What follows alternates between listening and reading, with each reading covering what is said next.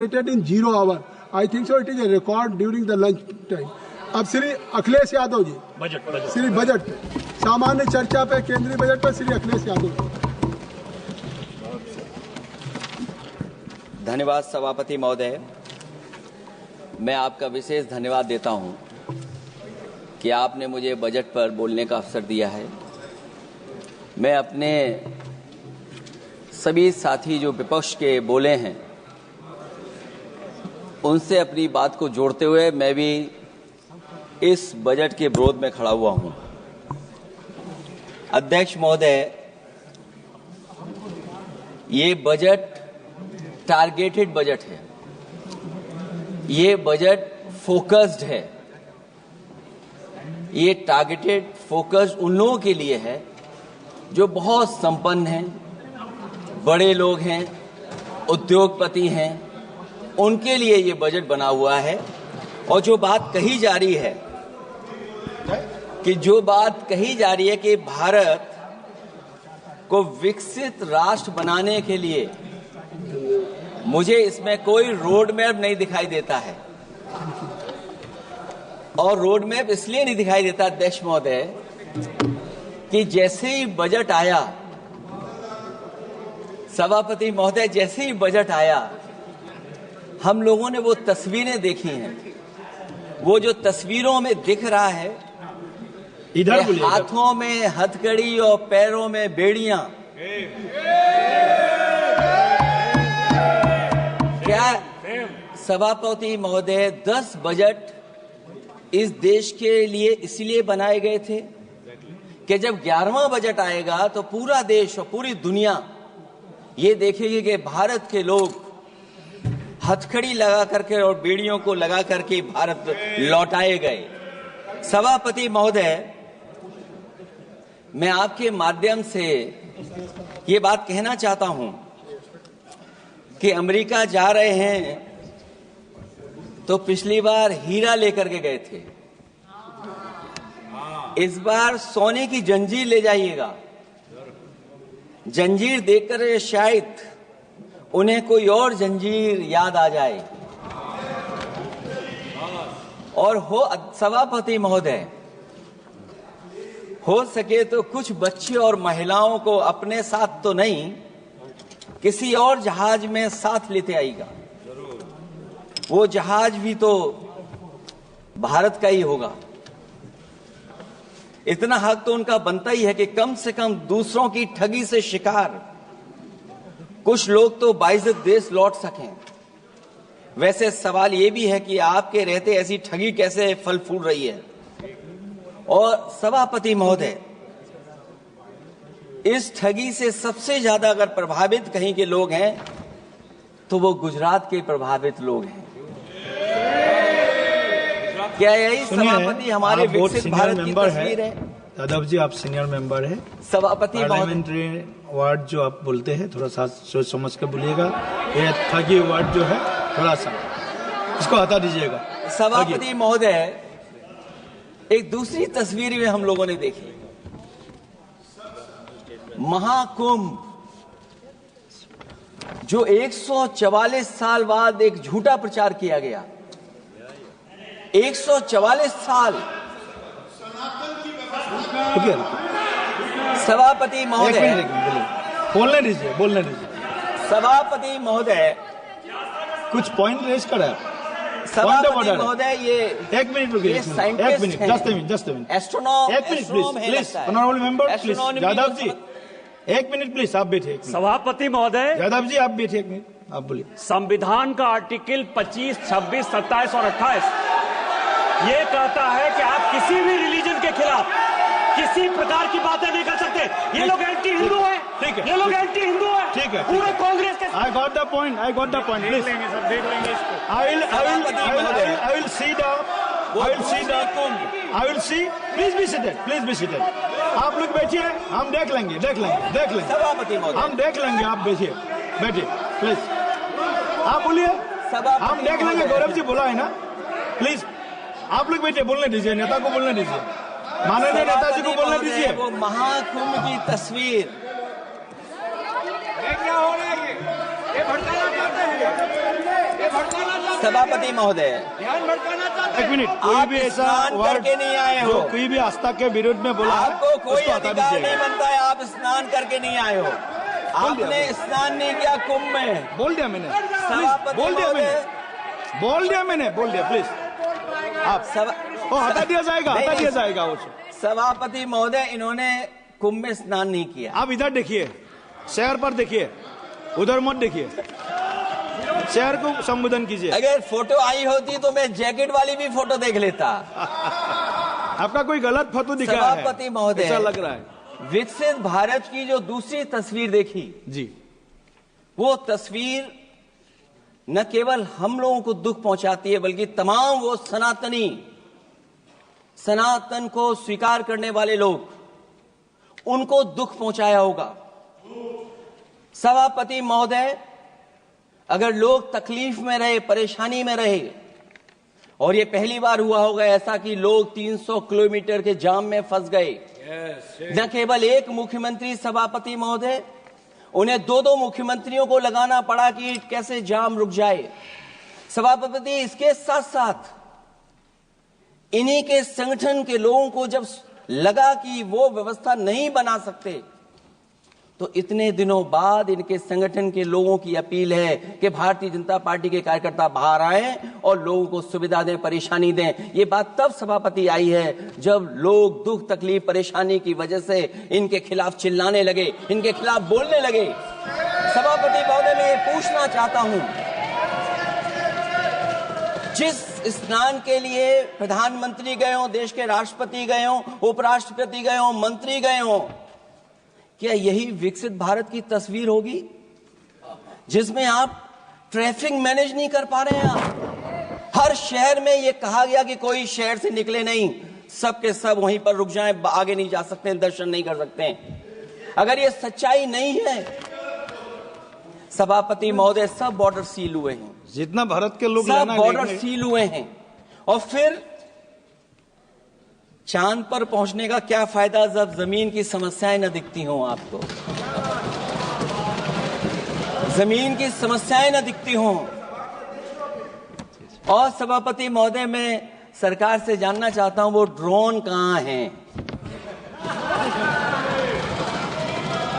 वो जो digital India की बात कही गई थी, वो कहां है? जो लोग अभी तक इस बात की डिजिट नहीं दे पा रहे हैं कि कितने लोगों की जान गई है, कितने लोग वहां पर खो गए हैं। सभापति महोदय, इधर विज्ञापन और कार्टूनों की बड़ी चर्चा हो रही थी। मुझे याद है कि एक दिन मैंने अखबार देखा, अंग्रेजी अखबार, और मैं समझता हूं ये माननीय सदस्य जितने लोग रहे होंगे उन्होंने वो अखबार जरूर देखा होगा, न्यूज़पेपर, और उसके फ्रंट पेज पर एक विज्ञापन था, और उस विज्ञापन की जो तस्वीर थी उसमें एक जानवर, मुझे पहचान में नहीं आ रहा, वो शायद गधा रहा होगा, वो जेल के अंदर है।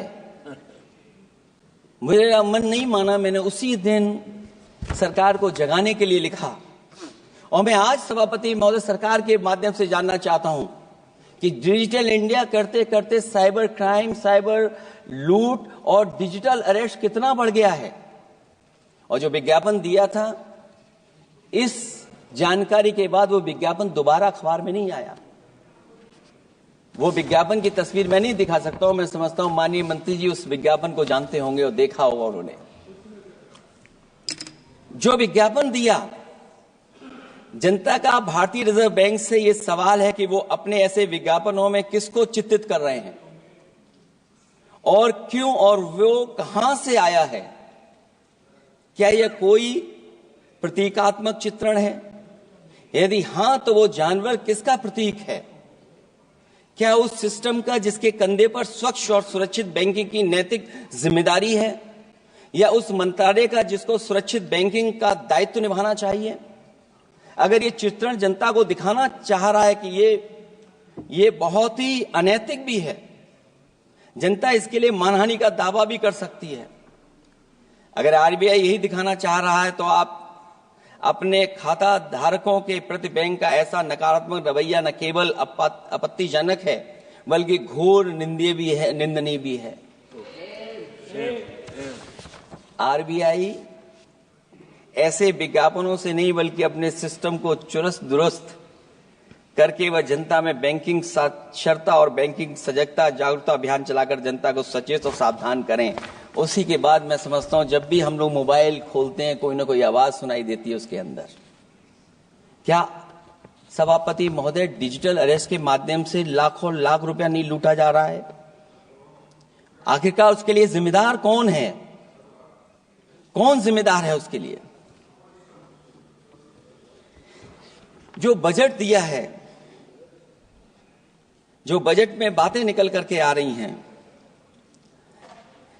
बजट में पीडीए के उत्थान के लिए कुछ भी नहीं है सभापति महोदय। और जो लोग अपनी जीडीपी की न जाने कितनी कहानियां बताते थे, आज वो जीडीपी रेट क्यों कम होता चला जा रहा है? क्यों जीडीपी 6.4% के आसपास पहुंच गई है? न केवल जीडीपी बल्कि आज अगर हम 87 रुपए लेकर के ही $1 ले सकते हैं। कभी डॉलर को नीचे गिरने की कहानी कहीं किसी से जोड़ दी गई थी। आज सोचिए कितने रुपए हम इकट्ठे करते हैं तब जाकर के हमें $1 मिलता है। क्या सरकार के पास इसका कोई जवाब है? इस ग्रोथ रेट के कम होने का कारण जो सभापति महोदय मुझे समझ में आता है वो इन्वेस्टमेंट की कमी और कंजप्शन की कमी है। ये देश की आर्थिक विकास की स्थिति पर प्रश्न चिन्ह लगाता है। और यही नहीं, सभापति महोदय जो भेदभाव बढ़ता चला जा रहा है, जो खाई पैदा होती जा रही है, इन्हीं के आंकड़े बताते हैं कि खाई कितनी है। मुट्ठी भर लोगों के पास पूरे देश की संपदा पहुंच गई। जो ज्यादा लोग हैं वो गरीब हैं। उनके जीवन यापन के लिए 80 करोड़ लोगों को आपको राशन बांटना पड़ रहा है। क्या यही विकसित भारत की तस्वीर है? और फिर दुनिया में हम पर कैपिटा इनकम में कहां खड़े हैं? अगर हम केवल सरकार से सभापति महोदय आपके माध्यम से जानना चाहें कि जिन परिवारों को आप राशन दे रहे हैं उन परिवारों की पर कैपिटा इनकम क्या है? और अगर विकसित भारत की तस्वीर लेकर के ये सरकार चलना चाहती है तो कम से कम सरकार की सभापति महोदय जिम्मेदारी बनती है कि जो 80 करोड़ लोग राशन पा रहे हैं उनके आपकी पर कैपिटा इनकम क्या है? एक बहुत प्रिय काम सरकार का है, इतना प्रिय है कि उसका नाम बदल करके इज्जत घर कर दिया गया। मुझे याद है कि एक छत्तीसगढ़ में बुजुर्ग मां जिसने बकरी बेच करके अपना शौचालय बनाया था, और बकरी बेचने के बाद शौचालय जब बनाया तो देश के प्रधानमंत्री जी ने उनका सम्मान किया। आखिरकार सवाल यह है कि बकरी उसे क्यों बेचनी पड़ गई? इसका मतलब यह है कि आपकी जो बनाई हुई स्कीम है वो जमीन पर नहीं पहुंच रही है, उसके लिए पर्याप्त पैसा नहीं पहुंच पा रहा है। आखिरकार पैसा क्यों नहीं पहुंचा, ये तो सरकार की जिम्मेदारी है।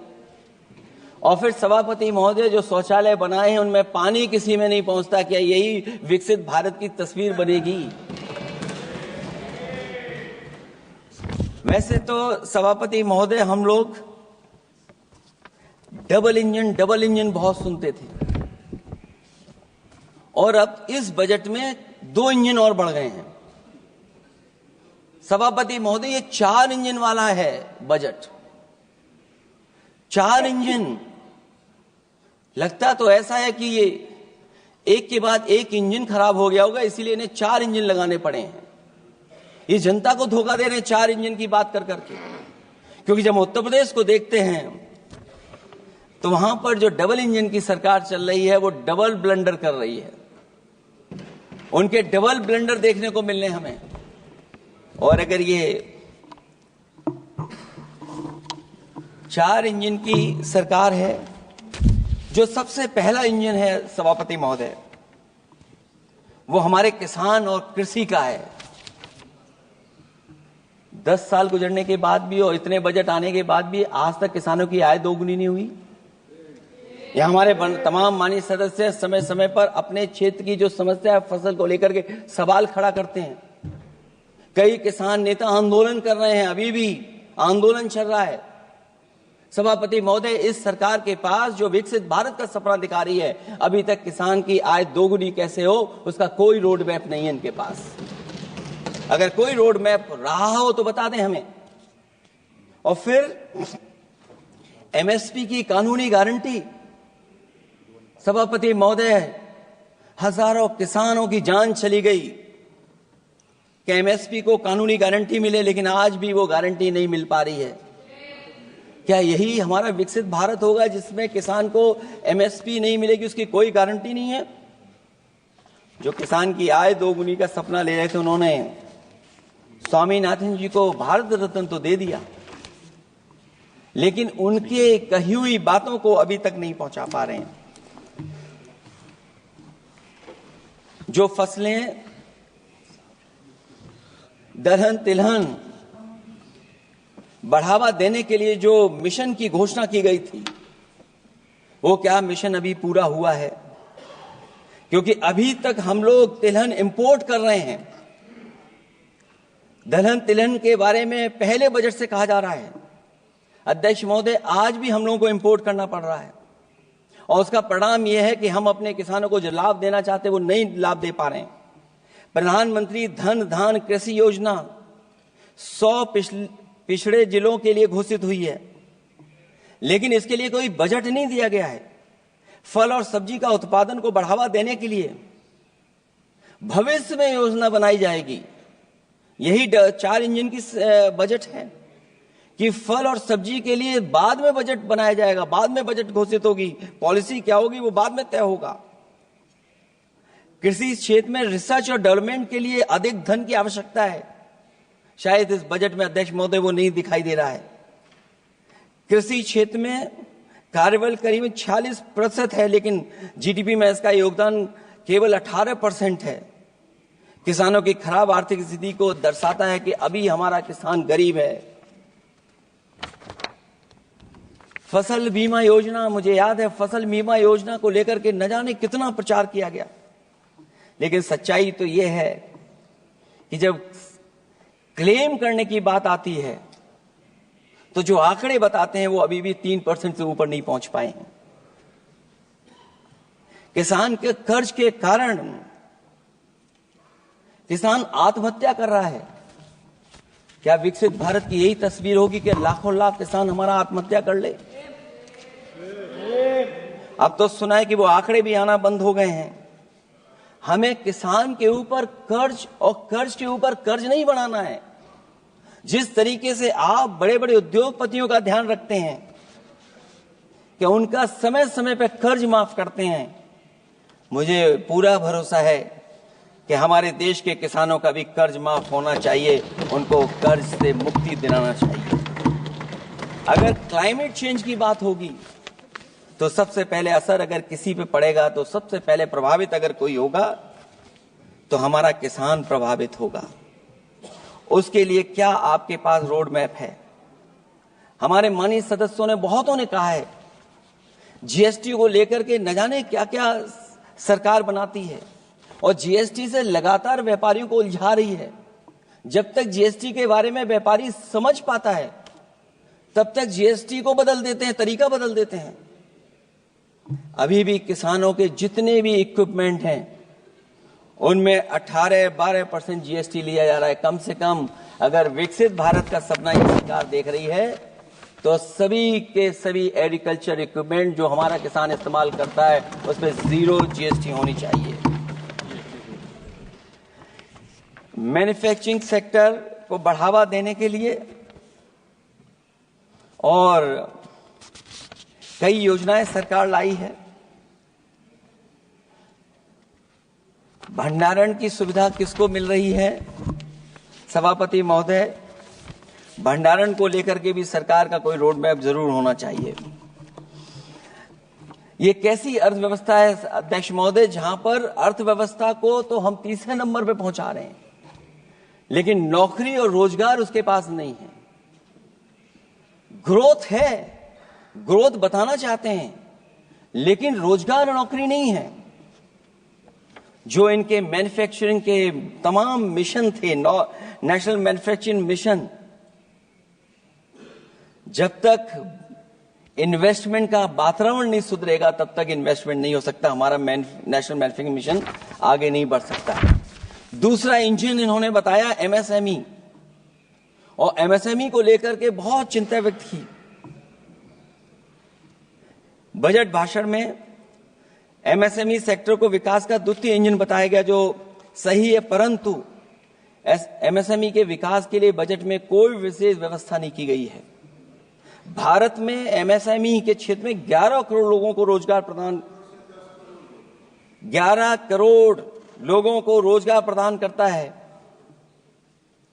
और इसमें सबसे ज्यादा रोजगार मिलता है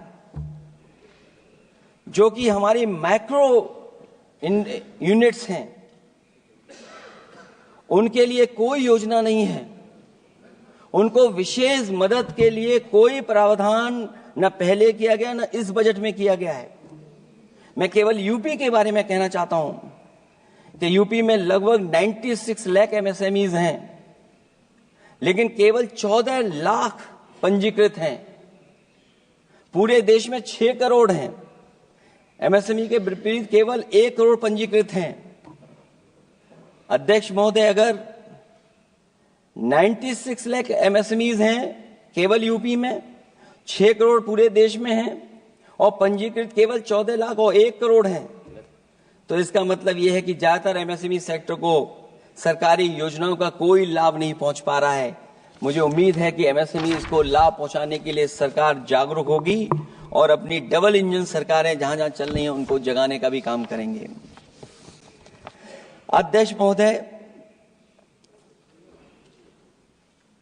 एक समय ऐसा भी था जब लोग बजट के आने पर खुश होते थे, क्योंकि बजट नई उम्मीद जगाता था, देश और जनता को आगे की ओर ले जाता था। लेकिन भाजपा सरकार के बजट में न देश के विकास के लिए कुछ होता है, न जनता की तरक्की के लिए। बजट मायूसी लेकर नहीं आना चाहिए। बजट देश का आर्थिक मानचित्र होता है। वो दर्शाता है कि किस तरह पूरे देश का संतुलित, मतलब हर राज्य का बराबर विकास हो, और जो भी राज्य या क्षेत्र भौगोलिक, शैक्षिक, सामाजिक, राजनीतिक कारणों से पिछड़ गया है, उसके लिए कैसे प्रावधान किए जाएं जो वो भी मुख्य धारा से जुड़ सके। वर्तमान में बैलेंस डेवलपमेंट की नीति पिछड़ती जा रही है। मैंने कई मौकों पर कहा है, आज फिर दोहरा रहा हूं कि अध्यक्ष महोदय, सच्चा विकास वही होता है जो भेदभाव मिटाता है। अच्छा बजट किसी देश को हर दिशा में विकास का रास्ता तैयार करता है। इन्हीं अर्थों में बजट लोकतांत्रिक होता है, जो समाज के हर वर्ग के लिए लाभकारी होता है। ये सबसे आखिरी व्यक्ति को ताकत देकर के उसे आर्थिक मुख्यधारा से जोड़ता है। ये बजट होता है। और मैं तो कहूंगा अध्यक्ष महोदय, मिट जाए अमीरी गरीबी के बीच की वो सब खाई जिसमें भेदभाव और गैर बराबरी की जड़ें जमाई। बजट के अंदर उसके लिए हमेशा एक दिल धड़कना चाहिए, जो आज भी भूख के सूचकांक के आंकड़े बनाकर देश के दिखावटी विकास के सच का भंडाफोड़ कर रही है। भूख मिटे, महंगाई घटे, यही बजट का सबसे बड़ा नारा होना चाहिए। निर्बल को सबल बनाना, निराशा को आशा में बदलना ही बजट का मानवीय पहलू होना चाहिए। बजट का सबसे बड़ा सिद्धांत कमजोर के प्रति हमदर्दी होना चाहिए। बजट बनाने की सोच किसी या कुछ लोगों को लाभ पहुंचाने की नहीं होनी चाहिए, बल्कि इंसानियत के नजरिए की उसी बुनियाद होनी चाहिए। यदि बजट के आने से निर्बल सबल बनता है तो समझो बजट अपने उद्देश्यों से सफल हुआ है, नहीं तो उसे असफल ही माना जाना चाहिए। अध्यक्ष महोदय, रोटी की भूख किसानों को विश्वास में लेकर ही मिटाई जा सकती है। और मैंने पहले भी कहा, फिर दोहराता हूं उन बातों को। किसान को फसल का सही दाम दिलवाना और उसे बीज, खाद, पानी का इंतजाम करना, आवारा पशुओं से उनकी फसलों को बचाना। और ये आवारा पशुओं को अध्यक्ष महोदय मैं इसलिए कहना चाहता हूं उत्तर प्रदेश के चुनाव में देश के प्रधानमंत्री जी आए थे, उन्होंने कहा था कि मैंने एक रोड मैप बनाया है और 2 हफ्ते मुझे लगेंगे, सरकार बनवा दीजिए, एक भी जानवर सड़क पर नहीं दिखाई देगा और किसान की जान नहीं जाएगी और न खेतों की बर्बादी होगी। लेकिन अध्यक्ष महोदय, मैं उत्तर प्रदेश के माननीय सदस्य चाहे इधर के हों उधर के हों, वो जानते होंगे कि इस तकलीफ और परेशानी से अभी भी किसान उभर नहीं पाया है और आज भी खेतों को उसे चार दीवारी या तारों से जोड़ करके चलना पड़ रहा है। फसलों को बचाना सरकार की प्राथमिकता होनी चाहिए। इस मामले में जुमलेबाजी और झूठे वादे अच्छे नहीं। आंकड़े बताते हैं कि देश में बहुत सारे ऐसे कारोबार हो रहे हैं जो कारोबार बढ़ते चले जा रहे हैं। कई उद्योगपति कई गुना कारोबार से लाभ उठा रहे हैं। कई विदेशी कंपनियां इस धंधे में अरबों कमा रही हैं, लेकिन आलू का किसान इस लाभ से वंचित है। जहां अध्यक्ष महोदय, बिहार के लिए मुनक्का को लेकर के अगर वोट बढ़ाए, मैं उसका स्वागत करता हूं। मखाने को लेकर के एक कदम आगे चला गया, मैं दूसरे स्टेट में पहुंच गया अध्यक्ष महोदय। लेकिन मखाने का जो बोर्ड बनाए, लेकिन हमारे साथियों मखाने का ध्यान रखना, जिस तरीके से पॉपकॉर्न का मीठे और नमकीन में जीएसटी में हेरफेर हो गया है, कहीं आपके मखाने में भी मीठे का जीएसटी अलग हो, नमकीन का अलग हो, गुड़ वाले का अलग हो मखाने में। हाँ, कहीं वैसा ही ना करेंगे। आज किसान का आंदोलित होना सरकार की विफलता का सबसे बड़ा उदाहरण है। सरकार और किसान के बीच भरोसे के बिना भूख नहीं मिटाई जा सकती है।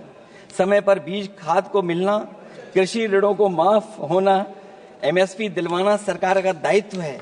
वो इससे बच नहीं सकती। किसानों के हिस्से में काले कानून नहीं, सतरंगी भविष्य आना चाहिए और ये सरकार काले कानून ला करके हमारे किसानों को अपमानित करना चाहती है। वहीं अध्यक्ष महोदय, हमारे मानव संसाधन के लिए स्वास्थ्य एक बड़ी चुनौती है। चिकित्सा स्वास्थ्य में सुधार होना बेहद जरूरी है।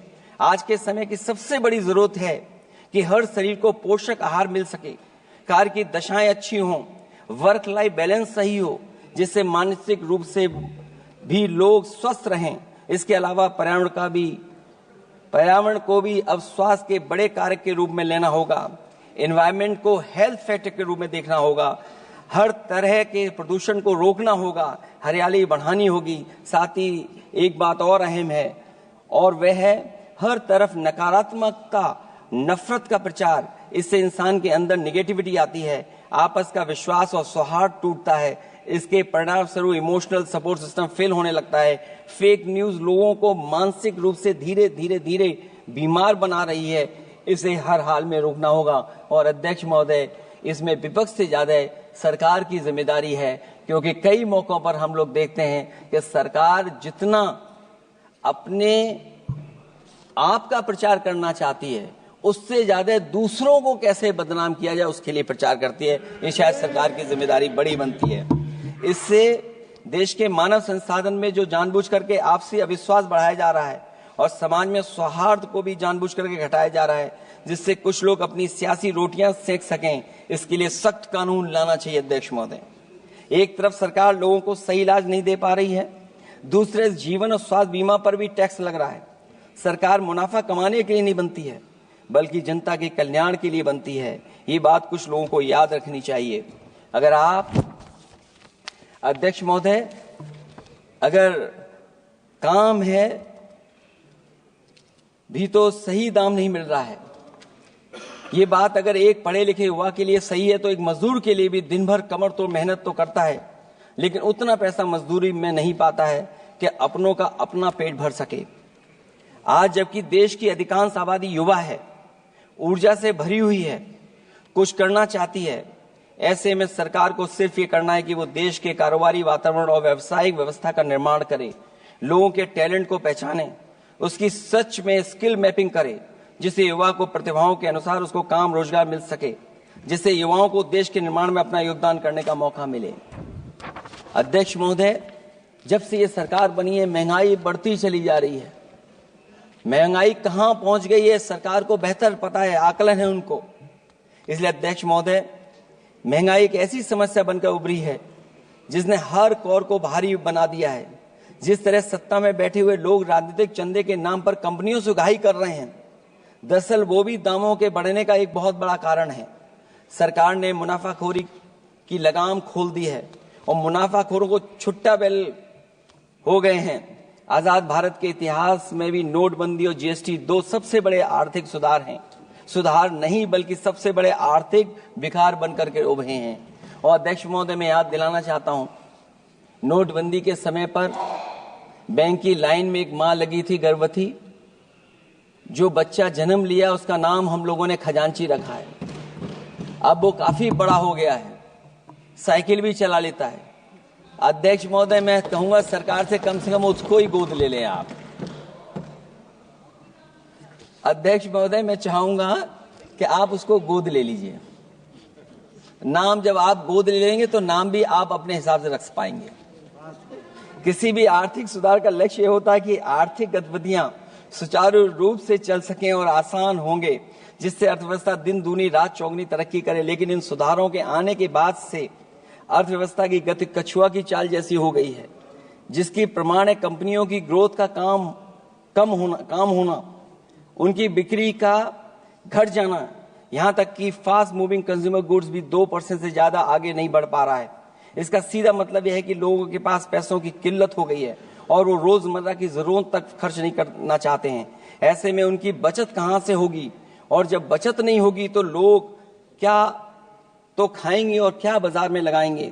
लोगों में भविष्य को लेकर कितनी अनिश्चितता और चिंता है कि वो अपने जमा पैसे अपने पास ही रखना चाहते हैं।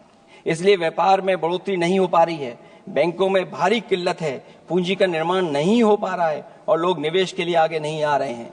और इसलिए मैं अध्यक्ष महोदय कहना चाहता हूं कि उत्तर प्रदेश सरकार ने एक बहुत बड़ा आयोजन किया था, इन्वेस्टमेंट मीट।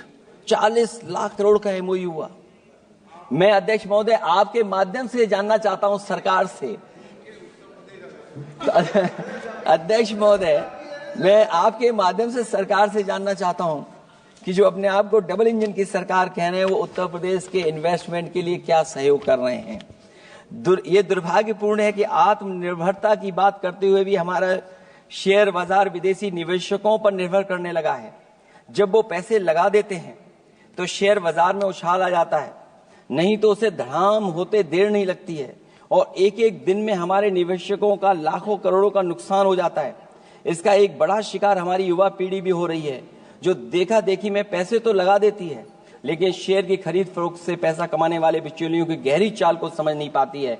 ये खेल बंद होना चाहिए और जिम्मेदारी सरकार की बनती है कि खेल ये बंद हो। सेबी को अपना काम निष्पक्ष करना चाहिए और अर्थव्यवस्था की निगरानी व्यवस्था सच्ची नियत के साथ सजग और सचेत होनी चाहिए। सिक्योरिटी मार्केट से बाहर होनी चाहिए। अध्यक्ष महोदय, आज जिस तरह विदेशी निवेशक धीरे धीरे भारतीय बाजार से अपना पैसा बाहर निकाल रहे हैं, वो दर्शाता है कि हमारी अर्थव्यवस्था से अब उनका भरोसा उठ गया है। उन्हें दूसरे देशों से अधिक लाभ कमाने की उम्मीद है, इसलिए वो अपना पैसा यहां से निकालकर दूसरे देशों में लगा रहे हैं और हमारा शेयर मार्केट उनकी वजह से हिचकोले खा रहा है। अध्यक्ष महोदय, मैं अपने बात को ज्यादा बड़ा लिख दिया। क्योंकि अध्यक्ष महोदय बजट 4 इंजन का था, इसलिए बड़ा लिख करके लाए। कोई बात छूटे ना, क्योंकि सरकार तक वो बात पहुंच जाए। नहीं, क्योंकि अध्यक्ष महोदय अगर 11वां बजट हो 4 इंजन लगाने पड़े तो कहां विकसित भारत बन रहा है। जीएसटी को भ्रष्टाचार से मुक्त करना होगा, व्यापारियों के प्रति विश्वास जताना होगा। यदि टैक्स की व्यवस्था और दर सही होगी तो सब आसानी से टैक्स भर देंगे। हाई टैक्स रेट दरअसल भ्रष्टाचार को बढ़ावा देती है, इससे राजस्व की हानि होती है। सच में लोग काम कारोबार करना चाहते हैं, कर की चोरी नहीं करना चाहते हैं। इसलिए टैक्स की रेट को तार्किक बनाना और टैक्स सिस्टम को इजी करने की से ही अर्थव्यवस्था में गति आएगी। निवेश के लिए दुनिया वापस हमारे देश की ओर देखेगी। मैं अध्यक्ष महोदय अर्थव्यवस्था के संबंध में एक गंभीर मुद्दा मैं बताना चाहता हूं। एक बहुत गंभीर मामला है पलायन का। पलायन के मामले में एक बहुत बड़ा विरोधाभास हमारी अर्थव्यवस्था के लिए चुनौती बन रहा है। एक तरफ वो सबसे अमीर वो लोग जो अपनी पूंजी का निवेश करते हैं और दूसरी तरफ सबसे गरीब वो लोग हैं जिनके पास अपने श्रम निवेश करने के अलावा कोई दूसरा रास्ता नहीं है। ऐसे हजारों अरबपति बाहर के देशों में ज्यादा उम्मीद देखते हुए अपनी पूंजी लेकर देश छोड़कर जा रहे हैं। वहीं दूसरी तरफ जो सबसे गरीब लोग हैं वो राज्यों के असंतुलित विकास की वजह से अपने राज्यों से पलायन कर रहे हैं। ऐसे इस महा समस्या का सबसे बड़ा शिकार हमारा उत्तर प्रदेश है, जहां नौकरी और अवसरों की भारी कमी है, जहां विकास टीवी अखबारों होर्डिंग में तो दिखता है लेकिन जमीन पर नहीं। जब पूंजी और श्रम के निवेश के लिए आंतरिक वातावरण बनेगा तभी सच्चा विकास होगा। बजट अपने उद्देश्यों को प्राप्त करेगा, अर्थव्यवस्था लाभ के लोभ से मुक्ति होगी और बजट एक लोकतांत्रिक देश के जन कल्याण की सही दिशा में आगे बढ़ेगा। अध्यक्ष महोदय, बजट विकास में तेजी लाने का इसका मतलब यह है कि पिछले 11 सालों के भाजपा ने विकास के लिए कछुए की चाल चली है। जब उन्होंने समावेशी विकास सुनिश्चित करने के लिए संकल्प लिया तो ये बात खुली की हुआ है। मतलब कुछ लोग वहताशा आगे बढ़ गए हैं और बाकी नीचे की ओर जा रहे हैं। निजी क्षेत्र के निवेश में को नई जान डालने की बात करने का अर्थ ये निकलता है कि भाजपा राज में निजी क्षेत्र बेजान हो गया है। नोटबंदी और जीएसटी के लिए सुधार नहीं विकार साबित हुआ। अध्यक्ष महोदय, परिवारों के मनोभाव में उल्लास भरने की बात करने वो स्वीकार कर रही हैं, लोगों को मुस्कुराना बंद कर दिया है। अच्छे दिन न इनके राज में आए हैं और न आएंगे आने वाले समय में भी। भारत के बढ़ते मध्यम मार्ग को खर्च करने की शक्ति को बढ़ाने की बात तो मतलब है कि मध्यम वर्ग के हाथ खाली हैं। आज आप आयकर की बात कर रहे हैं। हम लोगों ने बहुत पहले इस बात की मांग की थी, इसलिए कि 12 लाख के कम से कम उनको कर से। वित्त मंत्री जी ने कहा कि हम सब मिलकर के अधिक संपन्नता लाने और विश्व में अपना स्थान बनाने और अपने राष्ट्र की अनंत क्षमता को बढ़ाने के लिए अपनी यात्रा कर रहे हैं। तो उनकी असली मतलब ये था कि वो बस चल रहे हैं। ये यात्रा निरर्थक है। अगर 11 साल बाद भी मंजिल का अता पता नहीं है तो ये यात्रा कौन सी है? अध्यक्ष महोदय, जब आपने कहा कि हमारे सामने प्रतिकूल भू राजनीतिक परिस्थितियां हैं तो अध्यक्ष महोदय ये बताए सरकार कि आपने उन्हीं प्रतिकूलों को क्यों होने दिया, प्रतिकूल परिस्थितियों को क्यों बनने दिया? हमारे संबंध पड़ोसियों से क्यों खराब हुए? हमारी सीमाएं क्यों असुरक्षित हुई? हम क्यों अपनी बात अंतर्राष्ट्रीय पटल पर रखने में कामयाब नहीं हुए हैं? जब आपने कहा कि हमारी अर्थव्यवस्था सभी प्रमुख वैश्विक अर्थव्यवस्थाओं के बीच सबसे तेजी से बढ़ने वाली अर्थव्यवस्था है, तो आप ये क्यों भूल गए कि हमारा रुपया उनके शासनकाल में सबसे निचले स्तर पर पहुंच गया है? सबका विकास का आपका नारा सबका विनाश में कैसे बदल गया है? क्योंकि जब रुपया नीचे जाएगा तो विनाश का ही रास्ता खोलेगा। बड़े से लेकर छोटे उद्योग धंधे दुकानदारी सब चौपट क्यों हो गए हैं? मेक इन इंडिया, मुद्रा योजना, स्किल इंडिया, ये सब नाकामी की किताब के चैप्टर कैसे बन गए? वहां सवाल ये कि कैसे व्यापार कारोबार केवल कुछ लोगों के हाथ में ही सिमट गया और बाकी सबका काम धाम क्यों मिट गया? अध्यक्ष महोदय, हम भी मानते हैं कि कोई देश केवल उसकी मिट्टी से नहीं है बल्कि देश उसके लोगों से है, लेकिन आप लोग ये बात सिर्फ कहते हैं, करते नहीं हैं। जनता आपके लिए बस नारे का विषय है। आप कहती हैं कि हमारे लिए विकसित भारत में शामिल हैं गरीबी से मुक्ति, 100% अच्छे स्तर की स्कूली शिक्षा, बेहतरीन सस्ती और सर्वसुलभ स्वास्थ्य सेवाओं तक पहुंच, 100% कुशल कामगार के साथ सार्थक रोजगार, आर्थिक गतिविधियों से 70% महिलाएं और देश को food basket of the world बनाने वाले किसान। अगर ये आपका लक्ष्य है, पर क्या आपके राज्य में अमीरी गरीबी की खाई नहीं बढ़ी? भू के इंडेक्स में हम कहां जा पहुंचे हैं? स्कूली शिक्षा का बजट कम नहीं हुआ, स्वास्थ्य सेवाएं महंगी नहीं हुई, यहां तक कि अपने स्वास्थ्य बीमा पर भी टैक्स लगा दिया है। आपने योग्य लोगों को बेरोजगारी के अंधेरे में धकेला, और आपके बड़े बड़े नेताओं ने तो यहां तक कह दिया कि कमी नौकरी की नहीं है, योग्यता की है। अपनी युवा पीढ़ी को हताश निराश करने का पाप आप लोगों ने किया है। कुशल कारीगर के नाम पर आपने युवाओं को डिलीवरी पर्सन बनाकर छोड़ दिया है। आपके राज्य में महिलाओं के खिलाफ अपराध के आंकड़े बढ़े हैं। ऐसे असुरक्षित माहौल में आप कैसे आर्थिक गतिविधियों में उनकी भागीदारी की बात कर सकते हैं? आपके मंत्रिमंडल में ही कितनी भागीदारी है, ये आपसे अच्छा और कौन जानता होगा। रही बात food basket of the world बनाने की बात, तो पहले आपसे आग्रह की आप अपने लोगों की थाली भर दीजिए। ऐसे हवाई जुमले उछालिए, कम उछालिए। इनमें अध्यक्ष महोदय, मैं अपनी बात को खत्म करता हुआ इतना ही कहना चाहता हूं कि इस बजट में जिन 6 क्षेत्रों में परिवर्तनकारी सुधार की बात कही गई है, उनमें से कराधान अब तक सफल नहीं होगा जब तक उसे सरल, पारदर्शी और ईमानदार नहीं बनाया जाएगा। जब तक विद्युत क्षेत्र को निजी हाथों में सौंपकर मनमानी वसूली से रोका नहीं जाएगा। शहरी विकास के नाम पर जब तक जमीनों कुछ धनवानों के हाथों में कौड़ियों के दाम बेचने का खेल खत्म नहीं किया जाएगा। खनन के नाम पर जब तक जल, जंगल, जमीन पर आदिवासी पारंपरिक अधिकार की हकमारी की हेराफेरी रोकी नहीं जाएगी, और जब तक वित्तीय क्षेत्र और विनियामक सुधार की निष्पक्ष कोशिश नहीं की जाएगी। अंत में मैं अध्यक्ष महोदय इतना ही कहना चाहूंगा कि असली तरक्की है वही जो हर फर्क मिटाती है।